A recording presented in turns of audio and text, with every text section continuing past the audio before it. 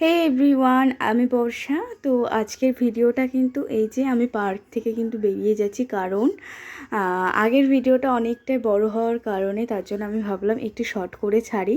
আর এই দেখো, সব বাচ্চারা কিন্তু এখনও সব যায়নি, সবাই এখনও খেলছে। আর আমরা কিন্তু বেরিয়ে যাচ্ছি, কারণ আমরা এরপরে যাব হচ্ছে আজকে যেহেতু একটু ঘুরতে বেরিয়েছি তাই ঘুরবো আর কি।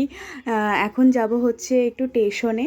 তো দিদি আর আমি ভাবছিলাম যে কি খাওয়া যায়, যেহেতু অনেকক্ষণ এসছি, তো কিছুই সেরকমভাবে খাওয়া হয়নি। আর এখানে সেরকম পার্কে পাশে আশেপাশে কিছুই বসেনি। তো আমরা আর কি ভাবলাম, তো যাই দেখি কি খাওয়া যায়। তো রাস্তায় বেরিয়েও যেহেতু আজকে আমাদের নিরামিষ ছিল, তার জন্য আর কি খাবো কিছুই বুঝে উঠতে পারছিলাম না, কারণ যেদিকেই যায় না কেন যেহেতু ঘুগনিতেও পেঁয়াজ থাকবে, সব কিছুতে পেঁয়াজ থাকবেই। এবার ছোঁয়াও একটা ব্যাপার আছে, তাই আর খাইনি। তো আমরা একটু এই ইয়েতে বসে একটু আড্ডা মারছিলাম।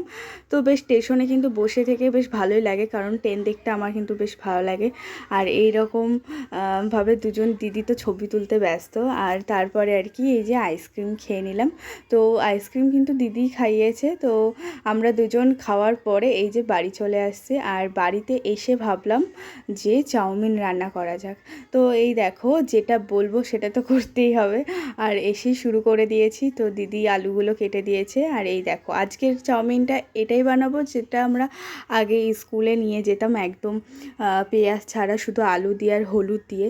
তো সেই রকম টাইপেরই আর চাউমিনটা বানাবো। আর এই দেখো, আমি কিন্তু বানিয়েছি আর দিদি এসে একটু নেড়ে দিচ্ছে। আর জানো তো, চাউমিন রান্না করতে গেলে হাতটা বেশি ব্যথা হয়ে যায়, কারণ অনেকবার করে, নাহলে তো লেগে যাবে আর কি। আর আমি তো একদম পুরো, সেদিন কিন্তু গরমও পড়েছিল ভালোই। আর এই যে আমার দিদি আর আমি মিলে, তো দিদি আমাকে একটু তুলে দিচ্ছিল। তো আমিও একটু খেয়ে দেখলাম যে কীরকম, কারণ টেস্ট নুনটা বেশি না কম। তো দিদি একদম ওকে ছিল, তো আর কিছু দিতে লাগেনি। তো তারপরে আর কি আমি বেড়ে নিয়েছে, মানে দিদি আমাকে বেড়ে দিয়েছে।